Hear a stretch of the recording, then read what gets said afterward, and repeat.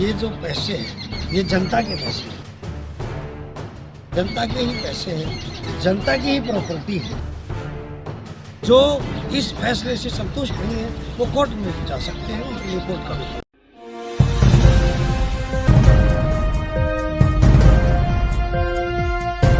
नमस्कार, आप देख रहे हैं नव समाचार। मैं हूं रमाकांत उपाध्याय। 1810 एकड़ ज़मीन का विवाद किसानों ने बड़ी ताकत से उठाया था, जिसको लेकर मैंने हर ढाड़ी पर जाकर सबसे पहली खबर अगर यहाँ से उठी तो हमारे चैनल के माध्यम से उठी, और उस खबर का इतना इम्पैक्ट रहा कि सरकार तक भी ये मैसेज पहुँचा। महिलाएं रो रही थी, बच्चे छोटे छोटे हैं, बच्चे कैसे पढ़ेंगे, कई ऐसे मुद्दे थे। क्योंकि उस समय 92 लाख रुपए का जो मुआवजा था वो बहुत ही कम था। उसको लेकर सरकार भी इस विषय पर उसने चिंतन मंथन करने के बाद आज 2,67,00,000 रुपए का मुआवजा देने का फैसला किया है। हमारे बीच पटौदी से विधायक सत्यप्रकाश जरावता मौजूद है।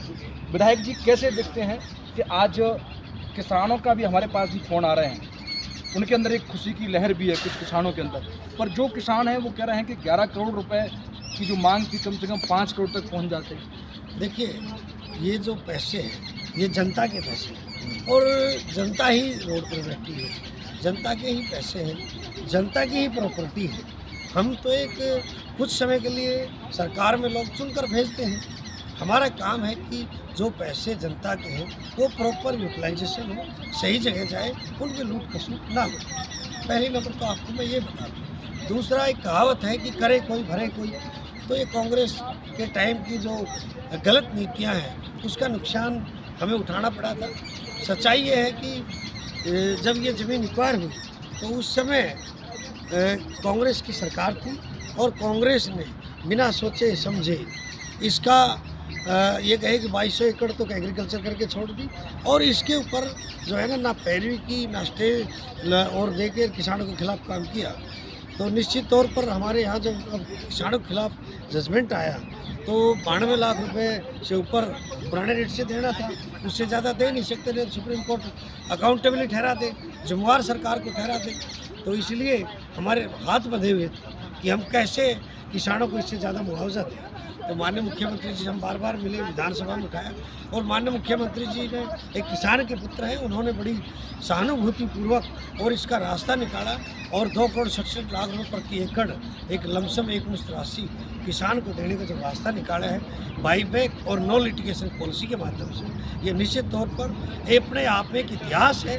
इससे पहले ना ऐसी पॉलिसी कभी बनी है और शायद ना कोई बने, और वो भी पूरे एक गांव के लिए हरियाणा के विधानसभा में ये पॉलिसी बनना, ये अपने आप में मायने। दूसरा ये है, किसानों के अंदर अभी भी संतुष्टि नहीं देखी जा रही है, या ये कहा जाए कि सरकार पर विश्वास नहीं हो रहा है कि कहीं जुमला तो नहीं है। उनका कहना है कि जो कमेटी बनी तो वो कब तक कमेटी बनेगी। दूसरा, तो उनको लिखित में चाहिए आप सरकार से। विधानसभा में जो कोई अनाउंसमेंट होती है वहाँ पर हर चीज़ ऑन रिकॉर्ड है, ऑन रिकॉर्ड आप निकलवा सकते हैं, विधानसभा के अंदर अवेलेबल है। जो माननीय मुख्यमंत्री जी ने विधानसभा में घोषणा की, कल HSIDC बोर्ड की बैठक कल हो चुकी है, और उस बोर्ड में माननीय मुख्यमंत्री जी की जो घोषणाएं हैं उनको मंजूरी दे दी, और अब आज और कल छुट्टी है।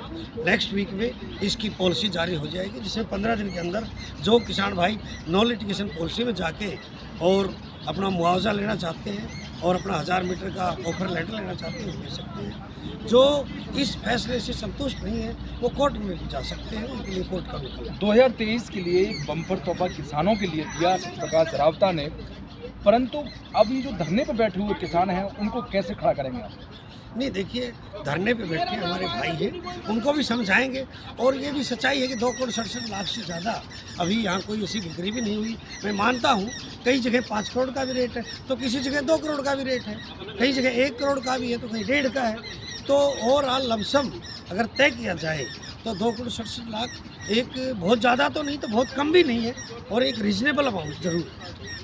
एक इसी से जुड़ा हुआ सवाल चुनाव से, नगर निगम चुनाव आगामी होने वाले हैं 2023 में, परंतु उसके साथ साथ एक आंदोलन फिर चालू हो गया है, धरना, कि नगर निगम खत्म होना चाहिए। देखिए, इनकी बात, ये जो बादली और बाढ़ड़ा में जो जनमत संग्रह हुआ है, ये उनके पैटर्न पर कुछ लोग चाहते हैं। पहले भी ये लोग इकट्ठे हुए थे, लेकिन वहाँ और यहाँ में अंतर है।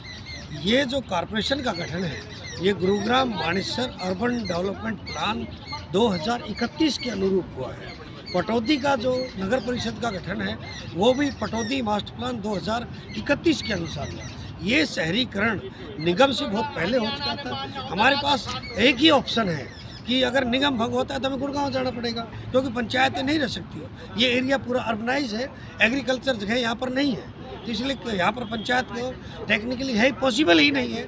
अब तो विकल्प अगर लोग कहे कि भाई भंग करा जाए तो मैं भी उनके साथ हूँ कि भाई भंग करके गुड़गांव चले जाते, और तो कोई रास्ता हमारे पास नहीं है। दूसरा इसमें ये भी है कि बाड़बंदी को लेकर चर्चाएं लोग बाग इसे सोच रहे हैं कि अभी हुई नहीं है, चुनाव लंबा खिंचेगा, तो सरकार के क्या विचार हैं? बिल्कुल चुनाव लंबा नहीं जा रहा, फरवरी मार्च अप्रैल लास्ट है, इसके अंदर अंदर हम फरवरी मार्च अप्रैल 90 दिन हो गए। नहीं तो इतना तो होता ही है भाई। आपको महीने भर का तो नोटिफिकेशन बाद में टाइम लगता है।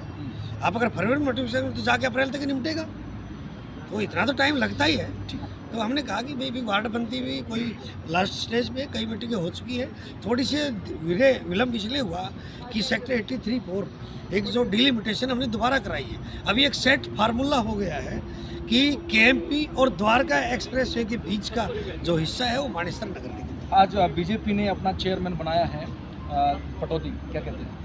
बिल्कुल, देखिए इससे पहले पटौदी से पहले फर्रुखनगर भी सर्वसम्मति से हम बीजेपी का चेयरमैन बना चुके हैं। गुरुग्राम में भी चुनाव से हुआ वो बीजेपी का, और आज पटौदी में भी पंकज सिंह भारतीय जनता पार्टी के कार्यकर्ता है, वो आज चेयरमैन बने हैं। मैं उनको शुभकामनाएं देंगे। ठीक है, थैंक यू। चलो भाई। 1810 एकड़ मानेसर जमीन को लेकर विवाद बड़ी जोरों से उठा था, जिसको लेकर आज किसानों के चेहरे पर खुशी है। वही माताएं बहनें रो रही थी, उनके भी चेहरे पर खुशी होगी। परंतु क्या ऐसे भी कुछ किसान जो बड़े किसान हैं, उनका अभी तक भी ये कहना है, जिस प्रकार से सतप्रकाश जरप्ता ने बताया कि उन्हें 11 करोड़ रुपए चाहिए, तो अब 11 करोड़ रुपए के लिए वो लोग क्या अभी भी अड़े रहेंगे, या फिर 2 करोड़ 67 लाख रुपए में ही सरकार के साथ समझौता कर लेंगे? नव समाचार के लिए रमाकांत उपाध्याय, धन्यवाद।